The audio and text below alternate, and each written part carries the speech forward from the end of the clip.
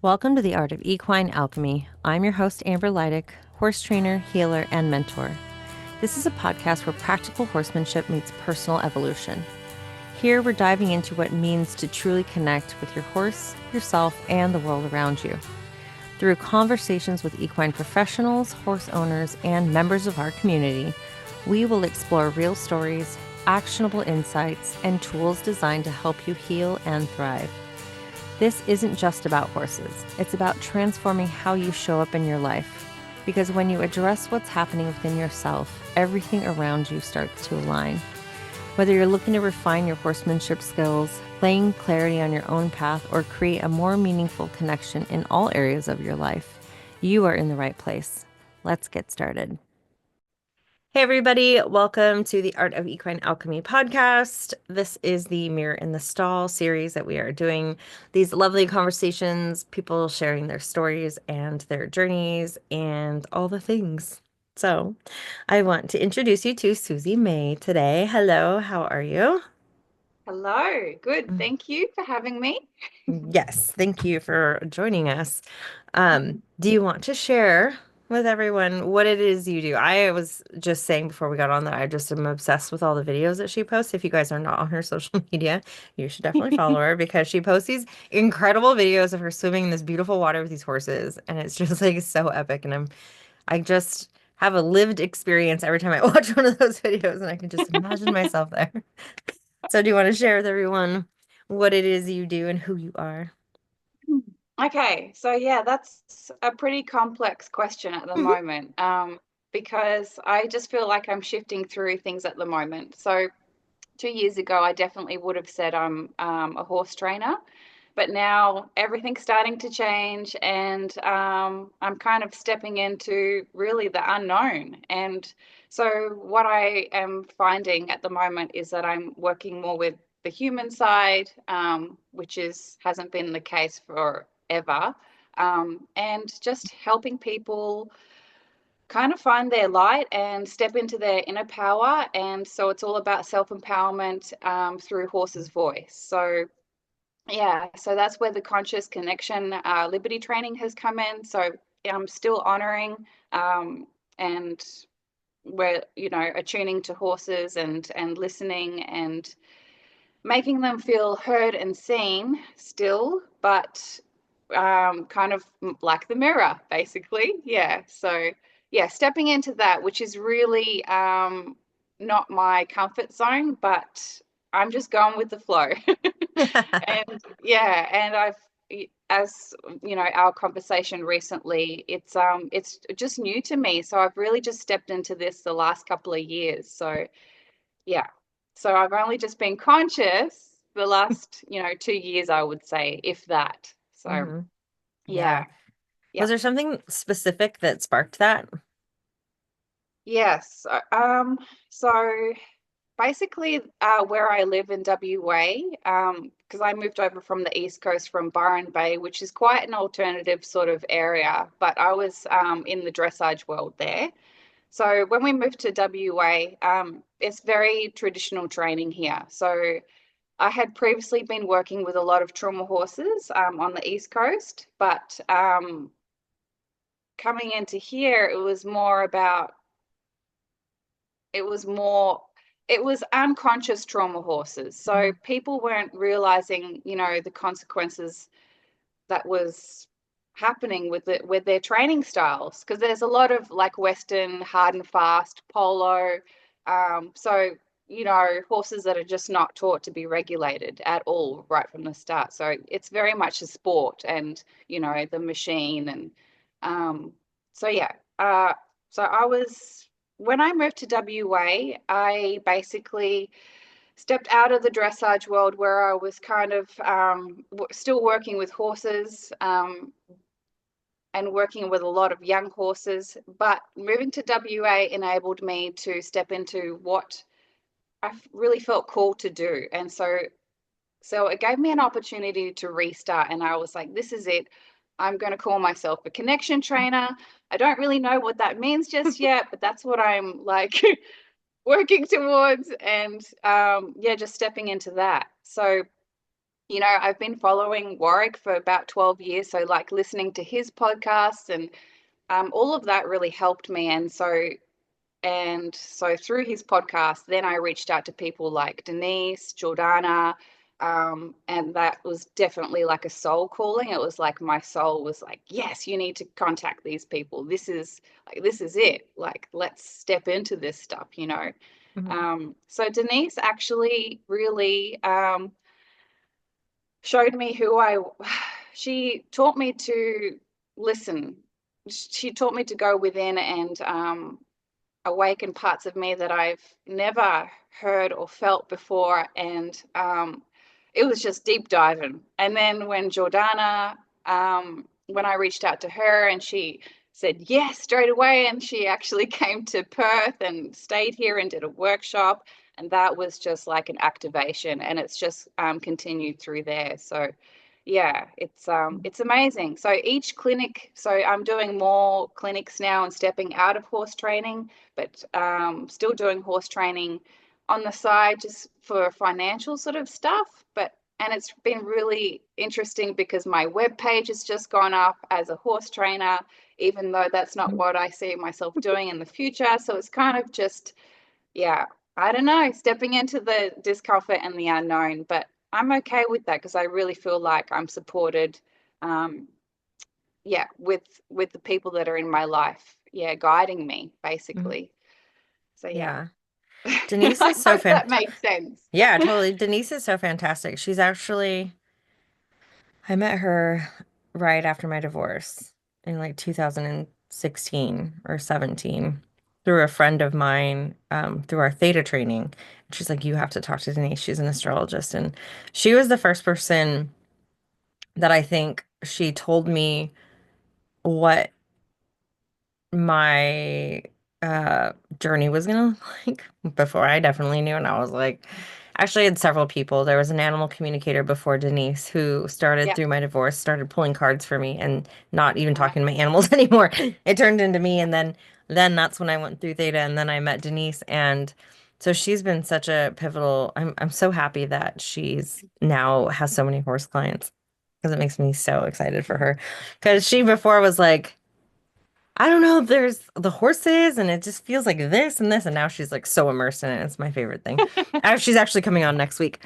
Um, Amazing. yeah, she's so great. And everyone that's listening to this needs to have sessions with Denise because Yeah, between, absolutely.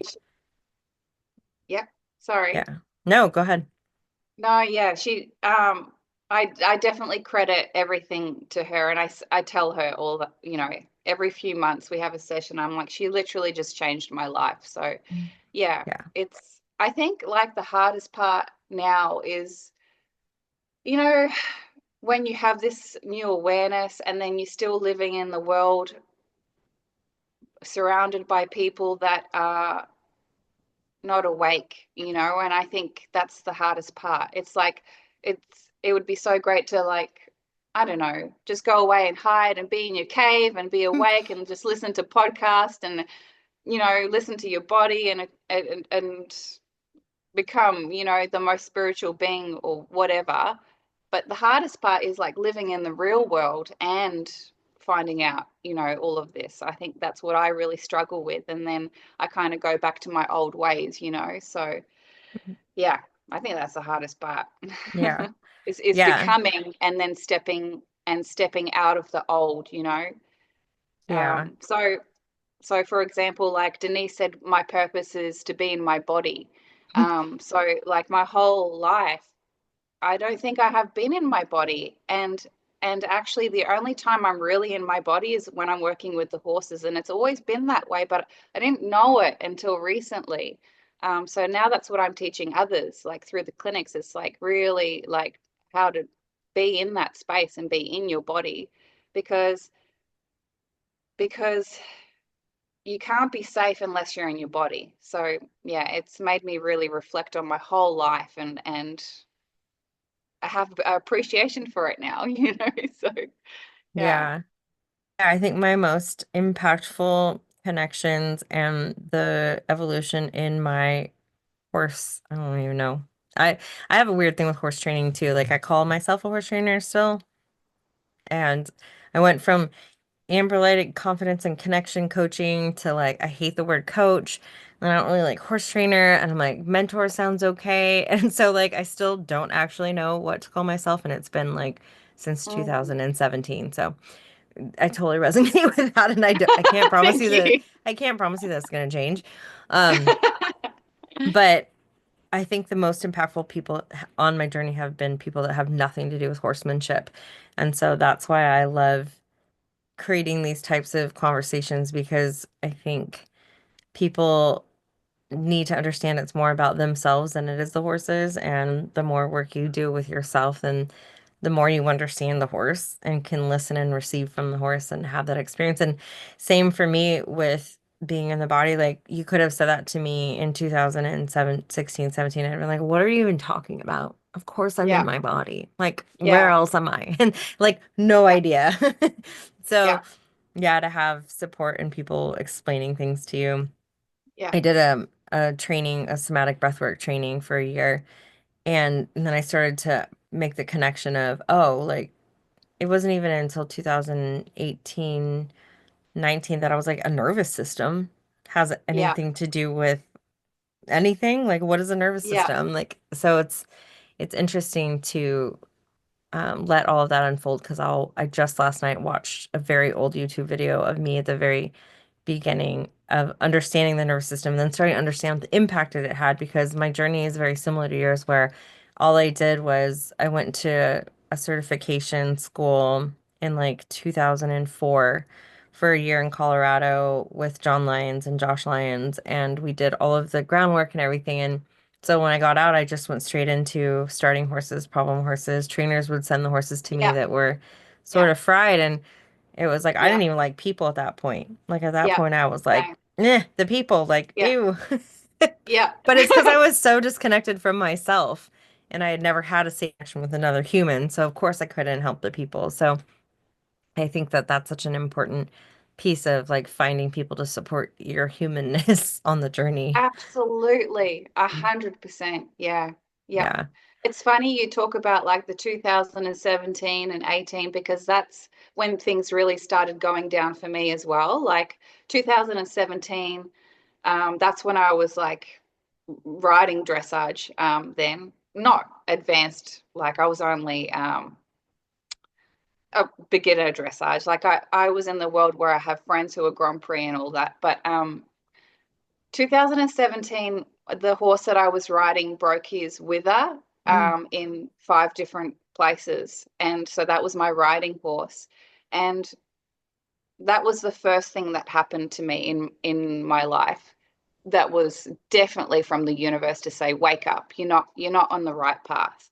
So that happened and that sent me into a depression actually for about 12 months. um, he's my heart horse. He's still alive. mm, He's on the Sunshine Coast as a just a trail pony at the moment. He's ridden again. mm, But the following year, I then broke my knee. So I continued to go down the same path, even though I didn't have a riding horse.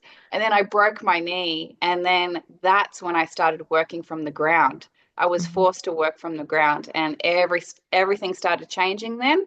And that's when Hercules walked into my life the following year, so like 2019. mm, Yeah, and that's when I started like the Liberty journey and Brideless, and I was working 3 different jobs, like it was crazy, but I was still on the East Coast, still training and not really awake. Yeah, it definitely wasn't until the last 2 years, and a lot of it had to do with Jordana as well. So that was like definitely an activation.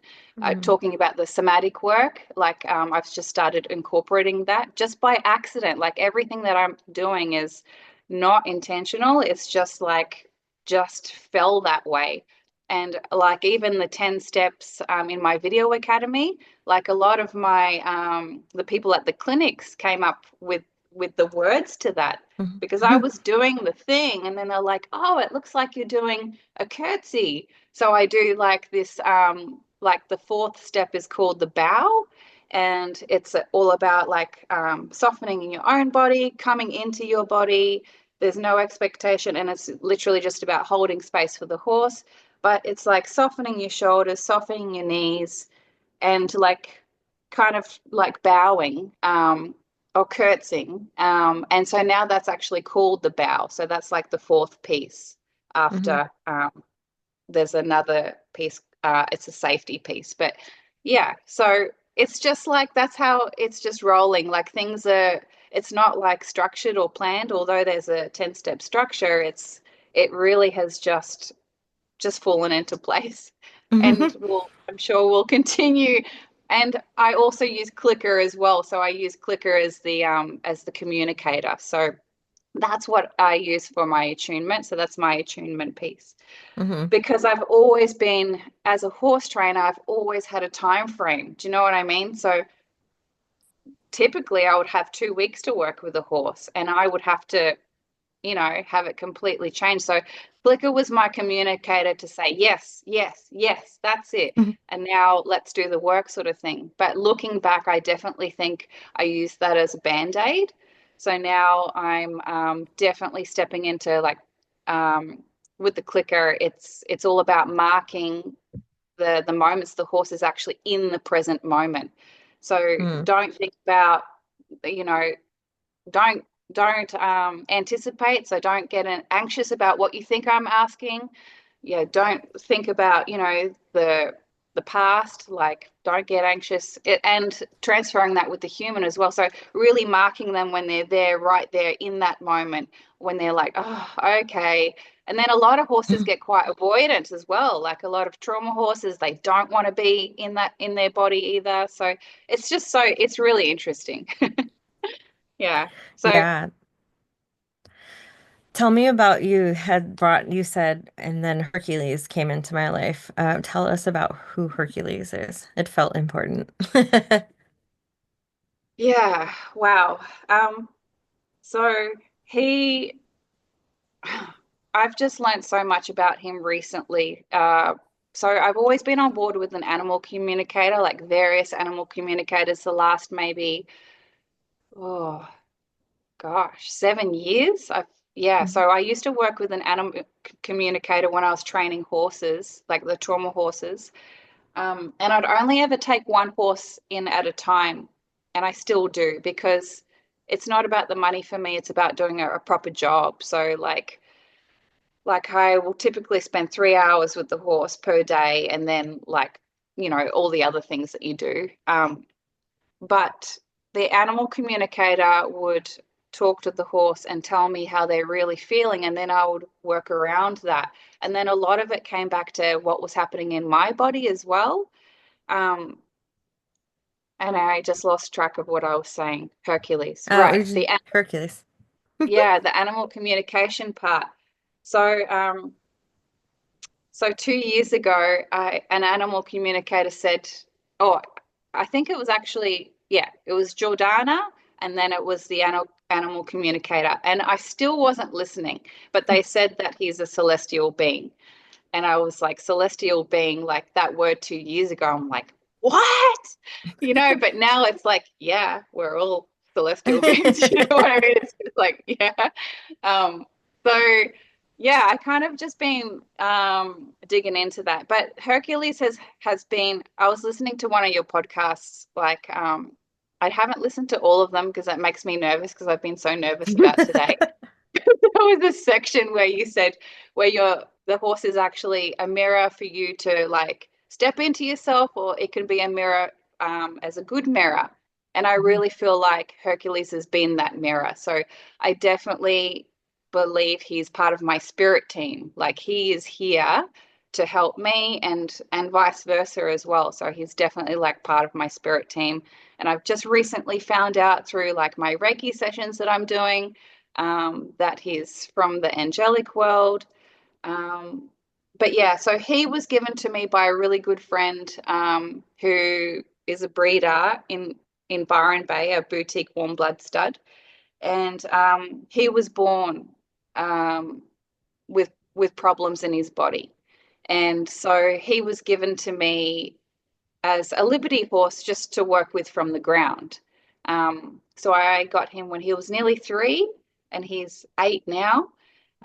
So he's got all sorts of things going on in his body. He was not supposed to be ridden. And anyway, I was adjusting at the beach then, and we just developed this partnership where he was just he was like the dog. He was part of the family, like we would go for in-hand walks on the beach, and then I would just let him off and he would run off and then come back. And it was just, we just lived like that. And then when he was around 3, I started doing some training with him where, some liberty tricks and lie down and rares and all sorts of, I don't know, just fun stuff, just playing basically.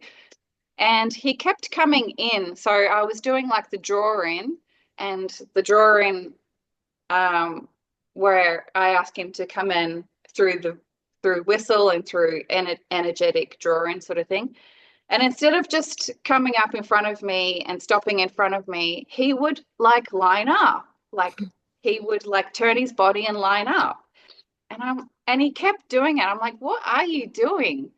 And he's got no tack on or anything, and we're just in a paddock playing. And he continued to do it like over a few weeks, and he was 3 years old at this point. And then I really felt, I'm like, you're asking me to get on you, aren't you? Like you're telling me to get on. And I just felt that. And so I did. I just got on him. And that was that. And it wasn't a big deal. And then we were just walking on the beach one day, and I got a girlfriend to like just boost me up. And that was how we just started riding with no bridle, no saddle, out on the beach. And yeah, people just started, I don't know, it got people's attention. They were just like, how did you do that? And I'm like, I don't know, it just happened. Yeah. But I think a lot of it has to do with, I never had that expectation. I was never like, you're here for me to ride you, I'm going to break you and start you. And do you know what I mean? It just kind of fell into place sort of thing. And then, of course, I went through phases where my ego got involved, and I was like, oh, okay, I'm actually going to ride you and saddle you now, and we're going to go into the dressage world. But it didn't last long. Like I never really, it just didn't feel right. So yeah, we only did a little bit of that, but yeah, he's not ridden anymore. So yeah, he didn't do too well from the transfer from the East Coast to West Coast. The trip took a really long time. It's so damaging for all horses' nervous systems, I think, like that trip to be on a truck for like so long. And yeah, so he taught me about the nervous system as well. But it's really funny because like I have a lot of friends who are in the biomechanic world, and I've never really looked at Hercules as, oh, I need to fix him. Like he came to me broken, and I honored that, and I just knew we were here together to just have this partnership and not dig into that. Like he was a really expensive horse. Like they did everything they could to help him and fix him, but he was just unfixable. So when he came to me, I was not going to do that to him anymore. I was just going to honor him the way he was, and that was that. So yeah. And so now he actually helps me with all the horses that come into training. I've recently found out that there's even a change within a few days with the horses just being in with Hercules. So a lot of people traditionally don't want to put their horse in with another horse, like they want to bubble wrap them. And I'm just like peeling all those layers off. And I'm like, nope. The conditions are, if you want your horse here, this is how it goes. He's going to be in with Hercules. He's a healer. Like I found out that he clears their chakras, like all sorts. So yeah, he's a really special being. And he's just helped me. Yeah, yeah, he's helped me so much. And has given me so much confidence in myself, like he's so big. Like he's 19 hands high. He's one of the Oh my biggest gosh. I've ever worked with. Yeah. So he gave me the confidence to work with all the big, like young warm bloods that I was working with on the East Coast. And it was just like working with every other horse was like nothing compared to Hercules. He's so big, you know. But yeah, so yeah, he's got a lot of problems. He's got Shiver's disease, that's one of them. And he's 8, and I really feel like this year is going to be his last year. Um, and so I've been speaking just recently. I've been doing some Reiki sessions and talking to my guides. So that's another conversation. Mm-hmm. Um, yeah, and I've been given the information that we've got 18 months left. So Mm-hmm. 18 months. And I've confirmed that with Denise as well. So Mm-hmm. yeah. So 18 months to keep doing what we're doing and just yeah. But Mm-hmm. he's just ugh, yeah, he's helped so many people. He's a healer. Mm-hmm. Yeah, it's very special. It's so interesting because I sort of have the same story with my horse. It wasn't dressage. I was doing rein cow horse with him and I wanted to show. And it's so weird that I actually, that same video that I was watching back, that's from like 4 years ago where I was talking about the nervous system. And it was sparked because I was told that he, had issues where if I did show him, he would break down very early on. And I had had him since he was a year old. So I was like, well, it's fine. It's fine. And he is the one where I feel like when I was taking horses and training, I would put him out in combination with my other geld has worked so many horses with me, but it's the same. Like I would watch how they would take a horse that would come in with all kinds of stuff, like very dysregulated, and I would watch how they would work that particular horse, like out in the herd, and it really was the foundation of how I worked horses in the round pen and like what I did with them in the round pen. Because I was like, he taught me all that, like, and I was able to get like validation, I think, from watching him because I was like, I don't know how to deal with this horse. So I'm going to put them out and you show me what you do. And I'm going to do the same thing in here Yeah. with their human. Um, Yeah.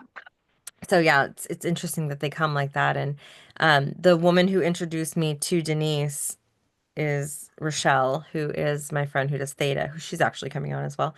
She had a session with me and my friend Jen with our horses in the arena.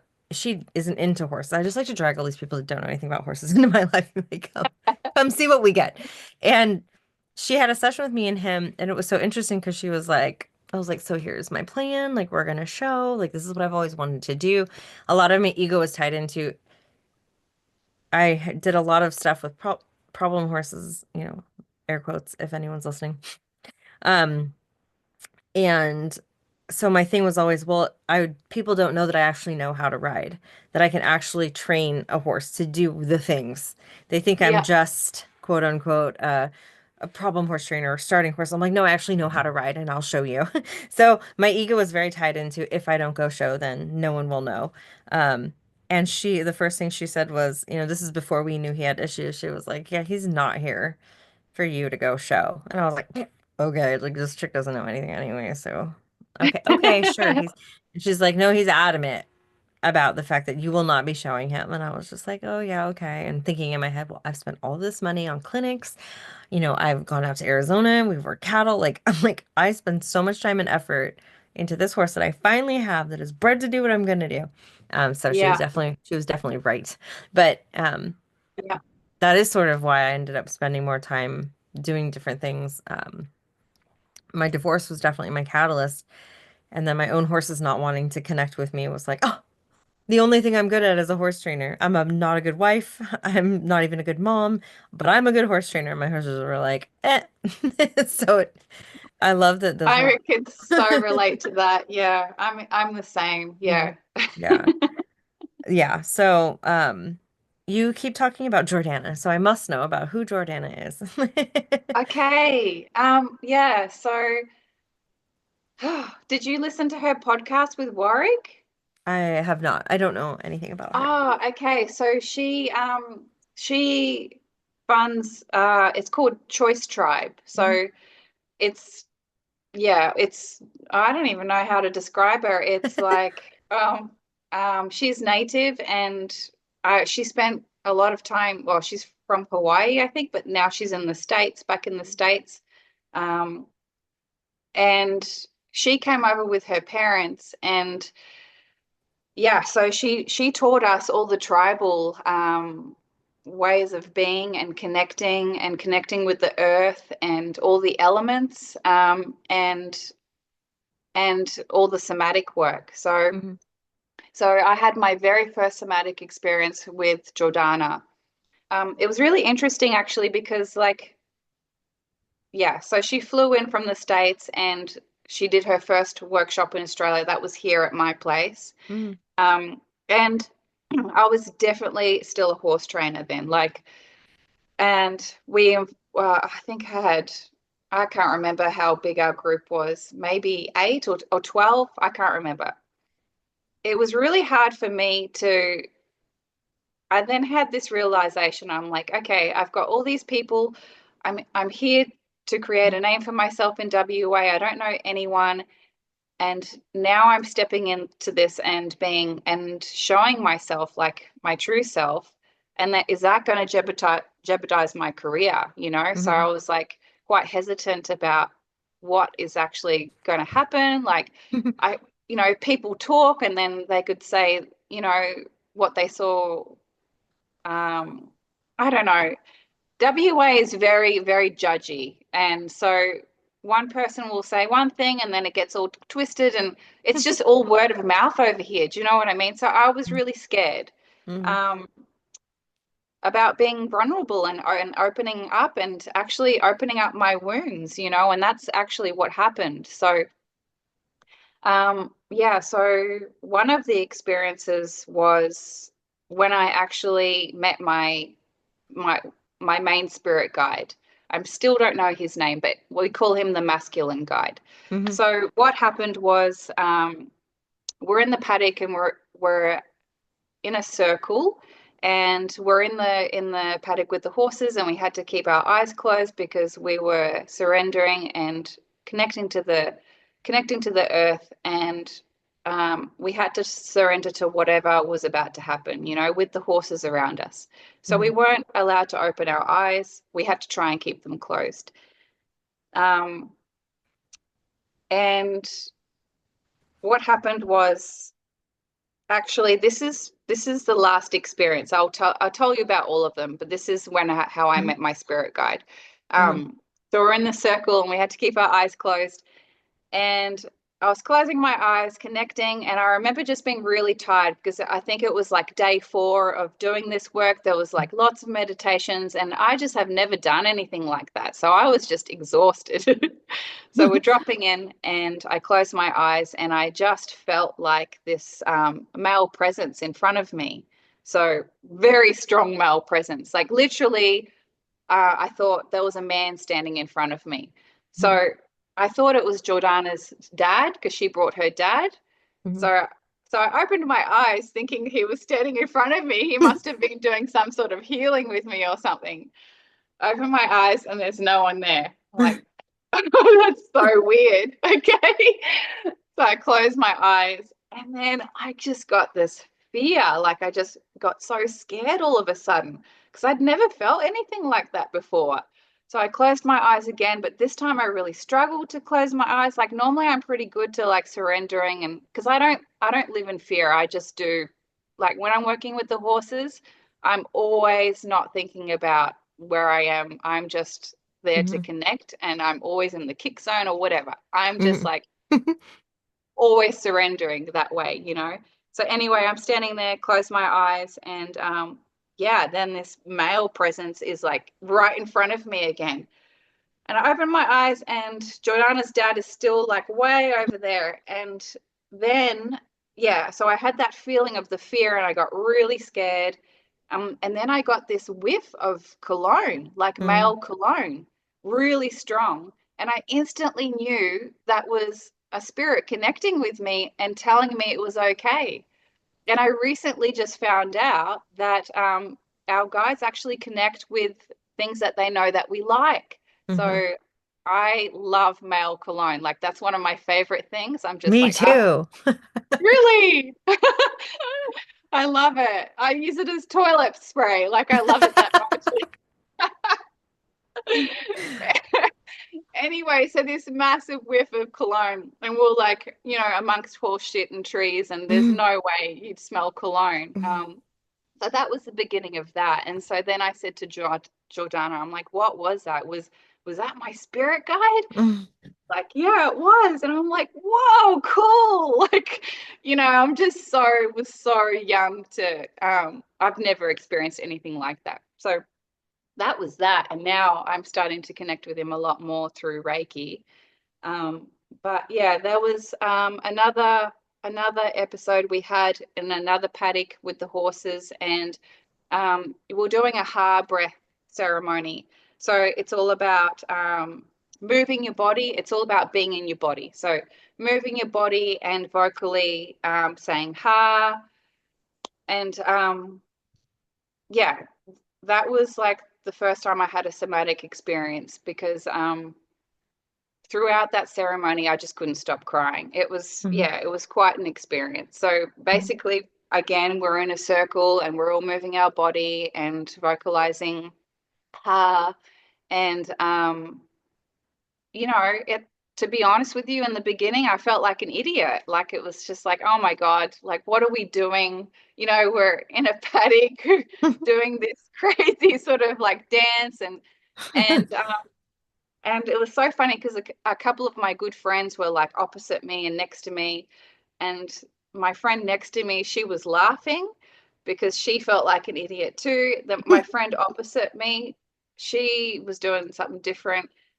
Anyway, it took about 5 minutes. Literally, I looked to my girlfriend and she starts crying. And I'm like, wow, there's something really happening here.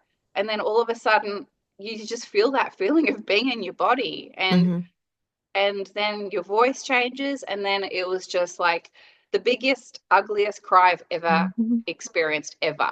Like, I've just never ever cried like that, and I just couldn't stop crying. And we're still moving our body and doing the hard breath. And yeah, it was just one of those cries where you just wanted to cover your face, and you just couldn't see. And that was an activation for me, because I've spent my whole life not crying, and that was probably the first time I really, really cried. I was just like letting it all out. And I recently found out, there's a lot of like generational stuff that I have. So it was part of that as well. But yeah, so since then, I haven't stopped crying. I cry all the time now. So it's been really good. Like, I'm really feeling my feelings and sharing that with other people, because especially in Australia, I feel like we're just taught not to be that way. We're taught, she'll be right, mate. Like, that sounds so awkward, but do you know what I mean? You just, and traditionally, like, Australians, we do a lot of drinking as well, which is essentially numbing. That's just how I perceive it, but yeah, that's how I've lived my life. I've just been hiding, living this mask, and now I'm finally stepping into really who I am and sharing that experience. So I say that when I do my clinics as well. It's just like, this is where I'm at. I've only just, experienced this, and I want to share it with you. So I'm kind of just like leading by example, and really being honest with it, and I think that inspires people more so, because you're learning together, so yeah. Yeah. But I really believe it's, yeah, like, the more I learn, it's more, we're so conditioned to be a certain way. So it's just like pulling all those layers off now, and tuning into our internal power, because we have all these beliefs that we're not good enough, or there's shame or guilt, and that really stops us from stepping into ourselves, and yeah. So I've created this online series where it gives you these step-by-step program to drop into that. Yeah. Sorry, I feel like I've just been talking nonstop. You're supposed to be. It's an interview. It's hard for me because I'm like, I want to get to know you. I'm like, no, this is not what's happening. This is not, we're not having coffee and getting to know each other. But I'm like, oh, your story is very similar to mine. So it's fun to listen. I Wow. think such an important thing is that what people don't understand. I have some people in the program that we're doing that have expressed that they are going from a traditional space of horse training or somewhere in the industry, and then they're like, well, how do you like come out of the closet? And I think it is a process where you just finally get to the point where you're like, I can absolutely not do this anymore. And then you wake up, and for me, it's like I woke up and I was like, well, what is it called then? If I'm not a confidence and connection coach, then what am I? I had done the like quote unquote life coach training because I knew, oh, I can connect with people now. And it just continued to get a little bit more, into the energy and into things that maybe aren't necessarily talked about a lot in the horse world. But when Yeah. you go into other places, spirituality is such a big and such a natural part of it, where when you start to smash it all together, it's like, how do I do that? How do I go from someone who's, like throwing a rope onto horns of horses and flipping the stirrups around and like, and doing all these things, and then all of a sudden I'm like, and now let's take a breath. It's like, I quite literally just woke up or I went to bed one night and I was like, well, what am I then? If that's not what my name is, what am I? And I went to sleep and literally woke up the next morning with the art of equine alchemy going. I don't even really know what alchemy is, except for the fact, Man, it's except for brilliant. I think it's like, I don't know, shitty stuff gets better. I think that's what alchemy is. So that's cool. That's I kind of what love I it. do. So I was like, that's kind of what I do.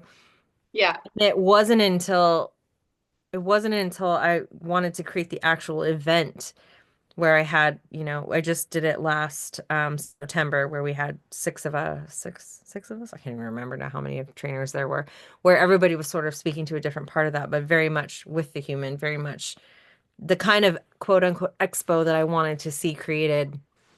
And that was like the first step. And it wasn't until I was driving back from the venue and I was working with somebody who wanted to do some of the branding around it. And she was asking me about the colors. And I was in the truck and I like spoke into YouTube and was like, what are colors of alchemy? And then all of a sudden I'm in this deep dive realizing, holy shit, I do a lot of shadow work. Like that's my favorite thing to do with people. And I was like, oh my gosh, this is all it's tied into Carl Jung. I'm like, and so that was like last Wow. year. That was just last year where I was like, oh my God, alchemy is like a thing. Yeah. Like Yeah. so my point to that is that you don't actually, for anyone listening, like you don't actually have to know. You just have to follow the breadcrumbs when you get inspiration Totally. and trust that it's gonna fill in and you Yeah. don't have to pretend like you know more than you do because it gives other people permission to go, oh, I can just follow the guidance and listen. I'm like, yeah, dude, you'll be taken care Yes. of. Like, don't worry about it. It'll all fill in eventually, and to not have any Totally. like judgment of yourself around it. Yes. Yeah. Oh, it's so true. Yeah. I remember messaging you when you came up with that name, and I'm like, fuck, that is brilliant. Like I'm like, I didn't even know how cool it it was. it's perfect. And then even my symbol, it came from like rising woman and it was like alchemy and transformation. So Mhm. yeah, I feel that so deeply. I love it. And Mhm. mine is black as well because it's, yeah, the shadow work, as you said in another podcast, it really is your lifestyle, Mhm. and so you can't, I think, like, we're taught to, you have sins and you've got to be the light, but it's like the only way you can transform is like stepping into the darkness, and we all Mhm. have darkness. We have to. That's why we're here, Mhm. so to be brave and to step into that, um yeah, I love it Yeah. so much. Yeah. So if you were to kind of share with people, um, why? I always get people always like, well, why would I want to do that? It sounds uncomfortable. It kind of sounds like we're crying a lot now, and it sounds Yeah. like it Mm. sounds like the work, quote unquote, makes it sound hard, So if you were to explain to somebody why they should or w would want to do anything that's even Mm. headed in this direction, like what would you say? Yeah, so basically, um so I try and lead by example. So with my clinics, it's not even being about being anything at all. It's actually just stepping into this space where you can fully be present with that horse in that moment. And that's what's empowered me to do this work. It's like, that is the best feeling in the world. Like, horses have taught me this, you know? So that's why I use horses, because it's like you see this and you can see, and they see a full like transition with their horse just even within like 15, 10 minutes. And Mm-hmm. it's like, well, how did you do that? And it's like, well, this is how I did it, from stepping in and acknowledging this. So you're not masking anything, you're stepping into it. And so that's, yeah, does that kind of answer the question? It's like, that's what empowers me. It's to be at one with the horse, you know, to, and a lot of horses need to remember that, sadly, you know, as Mm-hmm. well. It's like, it's okay. You can do this too, you know? Mm-hmm. So yeah, I'm super passionate about that. It's not about being in a particular place. I used to think like maybe 12 months ago, I was like, you know how they were talking about the 3D and the 5D stuff? And it's like, I want to be 5D. How do I get there? And actually, 5D is not anywhere. It's right here within us. It is it's our perception, you know. That's to me what 5D means. It's Mm-hmm. like, is alchemy Mm-hmm. basically. Yeah. Yeah. It's kind of when you stop asking or trying to be somewhere, trying to be there. It's like when you stop all that, then you are there. You just are. Yes. Yeah. Yes. Yeah. Yep. So tell us about, or you have mentioned a couple times you have a program. I want to know about that. It sounds fun and I'm interested. Share Yeah. with us. So That's, okay. Um, so the program is like a 10-step clicker exercises. So I think like maybe in the future I might be stepping out of clicker training, but for now that's very heavily where I'm at. I'm very passionate about clicker training. It's just part of me, and it's always been part of me. Like, I've been doing it for 12 years. Um, and it's just my communicator. And when I tune in and drop into myself, um, it's just so quick and easy to communicate, because a lot of the exercises that I do with the horses don't involve any pressure and questions. So there's no clear questions with the rope or anything. It's like energetic asking, and then marking it with the clicker to say yes. So again, it's like the attunement piece. So yeah, a lot of people go into this and they want to do the 10 steps, but literally they only do the first four. The first four is about the connection and the attunement, and stepping into your body. So being in that present moment. Um, the other 10, the remaining steps are probably a little bit more horse training. So it's like, this is what you can do as your toolbox. Like if you're at an event or at the show or something, these are the questions that you can apply that bring the horse back into mm, a positive sort of memory. So I say to people, it's like, so it is the question and the pressure, but it's like it's like, I say to people, you know, when, like, for example, you're walking in a shopping center and a song comes on and you haven't heard it in like a decade, mhm. but you remember all the words, and it brings back that positive, good feeling. It's like, how do I remember all the words? Man, I haven't heard that for like ages. It's like, for example, do you know TLC? Mhm. Right. So recently, it's so interesting actually. I heard the song Unpretty, and Mhm.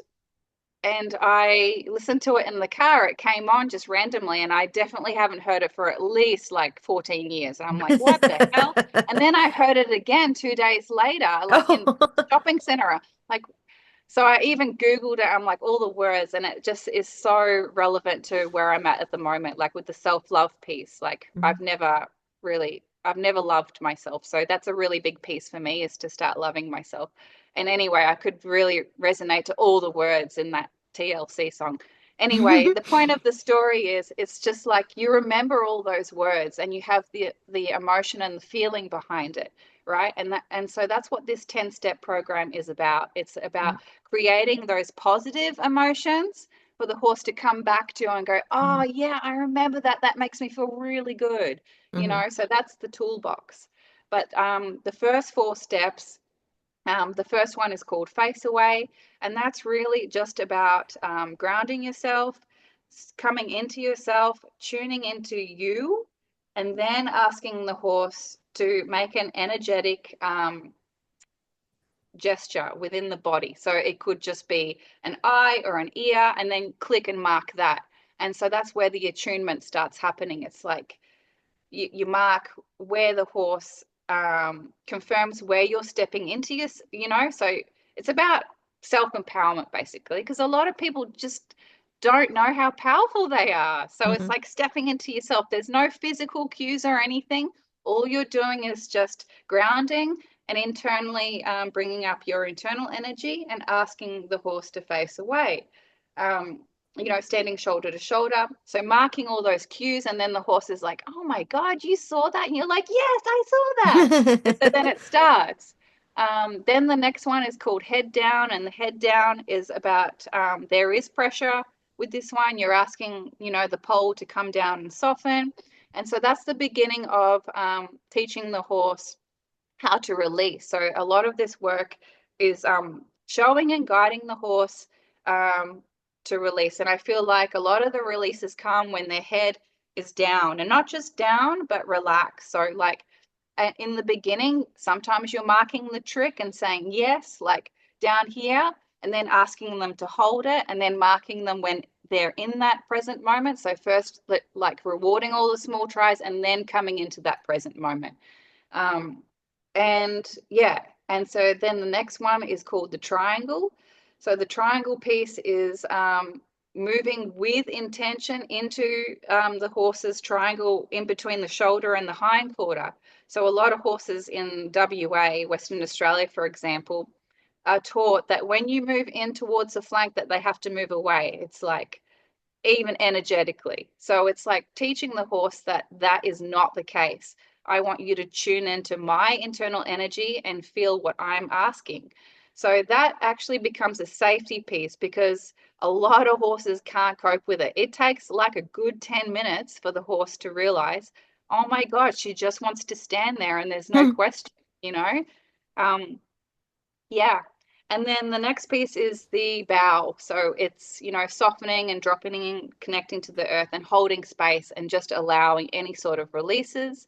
This is where I find a lot of horses will just lay down. Or, you know, they'll start exhaling, so snorting out. So I visualize like looking at their stomach and visualize them expanding and taking breaths, big, deep breaths. So a lot of the time the horses will go, oh, you know, and just let it out, or they'll do a lot of shaking. So like shaking it out, exhaling, yawning.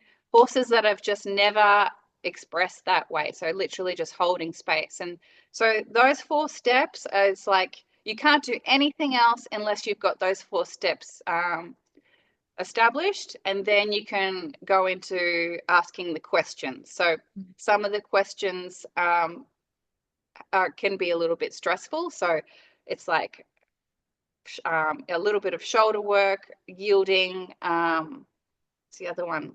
There's liberty work to it. It's like moving things, but I'm very particular. I'm really stepping away from moving shoulders, actually, because I feel like moving the horse's shoulder is so dominating. Like in the wild, horses dominate each other with their shoulders. So why would you go in there and ask the horse to move their shoulder? Because that's you just telling them to, you're dominating them, you know? So yeah. So yeah. So I'm actually moving away from the other steps. The first 4 are the most important, but if they've got those established, then they can move on to the rest. Yeah. So it's just the first 10, and there's a little bit of liberty in it as well. And the liberty piece really is about honoring the horse's voice. And what I mean by that is like asking their permission to do things. So even when you ask them to draw in, it's not having that expectation of bringing them all the way to you. It's like you are actually going to meet them halfway. Don't even expect them to come into you. You're just marking them when they look at you and even think about coming into you, and then you build on that. So yeah. And then the other segment is about applying pressure. So incorporating a little bit of stress.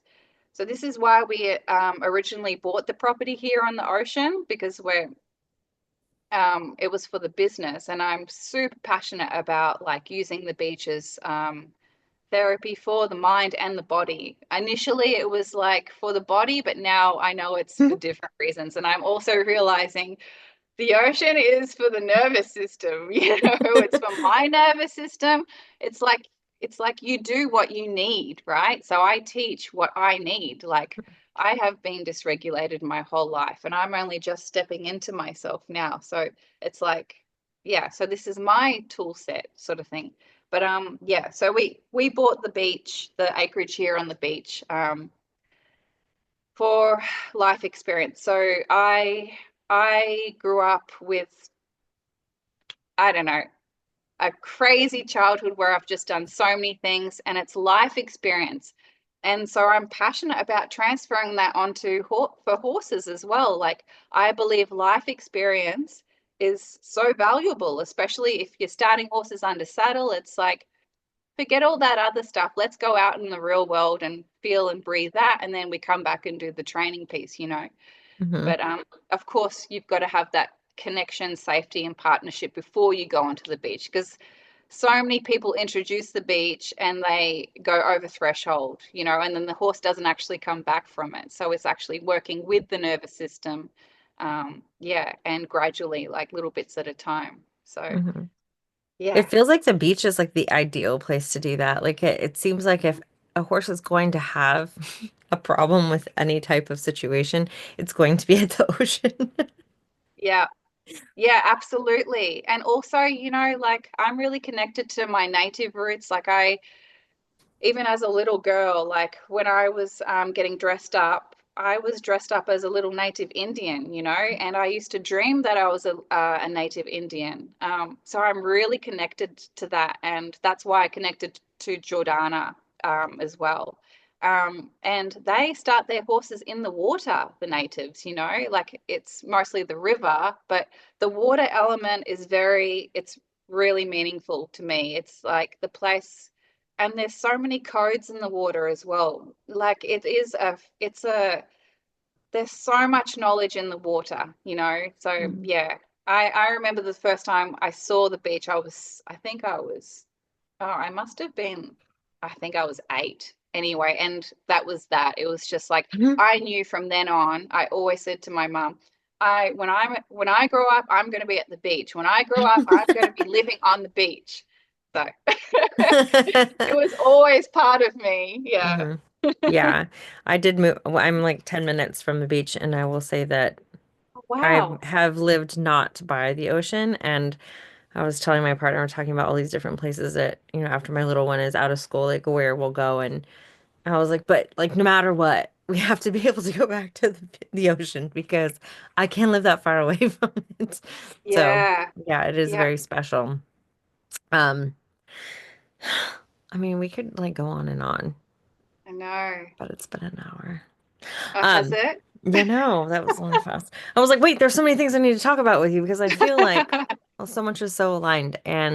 But I think this is how I've met all of my people that are in my life now, where it's like you just see somebody on social media and you're like, I don't know, but I'm into it. Like we need to have a Yeah. conversation. And this podcast has been so great for that because I've met so many people that are really close to me through the podcast. So Wow. yeah, so I really Wow. appreciate you coming on here and Oh, um that's having this okay. I feel like conversation. I didn't really get into the deep stuff yet, but that's okay. We can always do a part two. There are no Yeah. rules. And I'm Yeah. And serious. like, if anyone's got any questions as well, like I'm just so open and willing to hmm share. Yeah. So let's just plan to do a part two. Okay. Sounds awesome. I would just keep going right now, but I have to feed horses tonight. So Yeah. I would split it into two parts. But yeah, let's do a part two and then we can dive even deeper. And I feel like this was so much of like, who are you?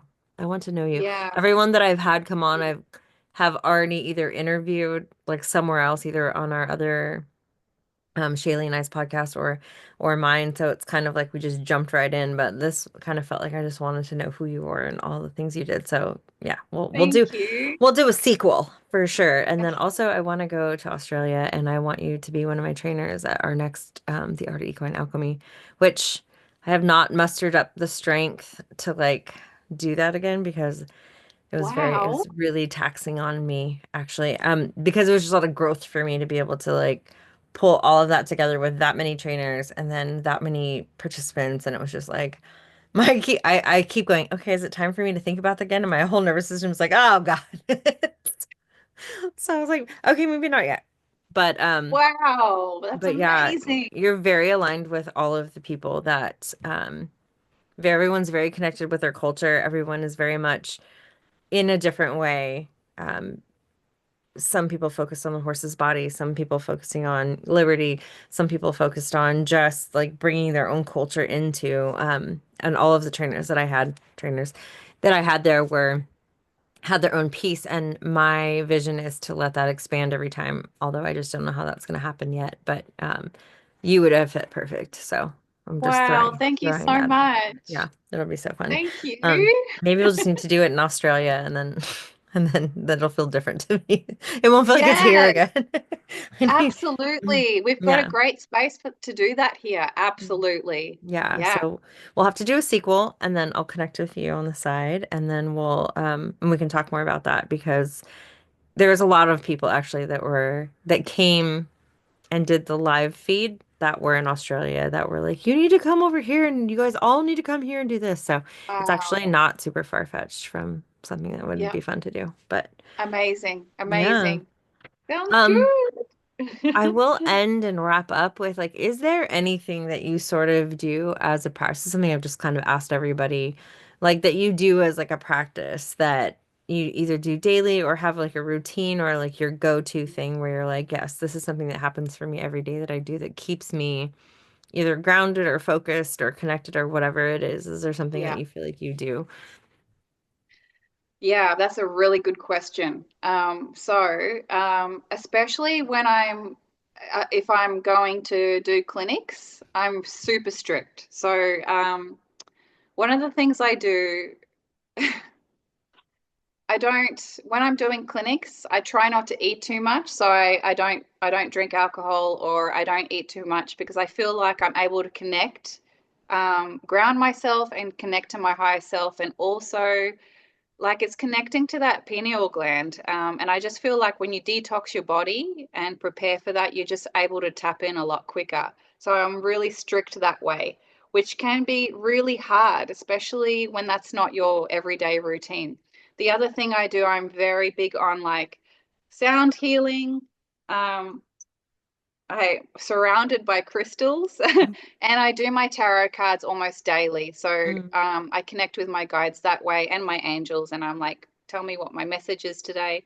I am kind of like, how I said the self-love piece. It's like I really get hard on myself sometimes. So like um, when I do have a glass of wine, I feel like I'm not worthy of being near my sound bowls or things like that. So I'm mm, really kind of stepping away from that at the mm, moment of it's okay to fucking be human sometimes. Do you know what I mean? Like I think I've just really used that in the past to switch off and disconnect. And now that I'm actually learning to be in my body, I'm really loving it, but there's still, days where you just get super triggered.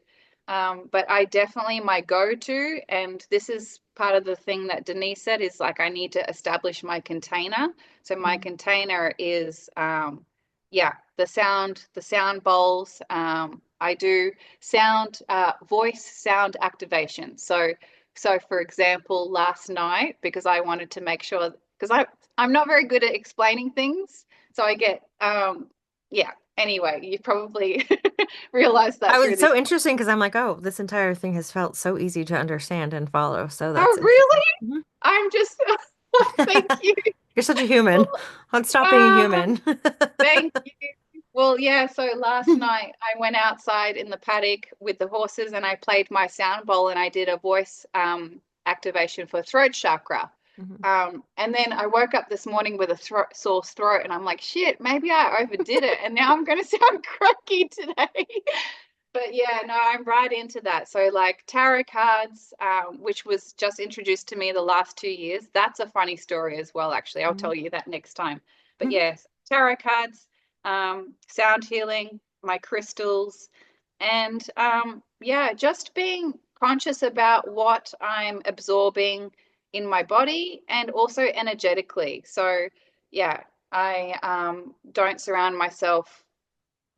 Yeah, I'm very strict. Like it's been hard because I feel like I haven't through this whole transition of this conscious work that I've been doing, I feel like I haven't seen my friends Mhm. because I feel like a lot of my friends are like horse riding people and I don't have a riding horse anymore and or they're drinking buddies. Do you know what I Mhm. mean? So I kind of have just been keeping to myself a lot.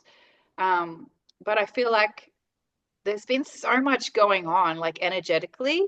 I just feel like it's kind of a good thing to go a little bit internal Mhm. sometimes.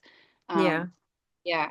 But Yeah. those are my go-to things. Yeah. And I listen to like frequency, um, healing, like encoded frequencies with Katie. I listen to her a lot. So like healing frequencies. Mhm.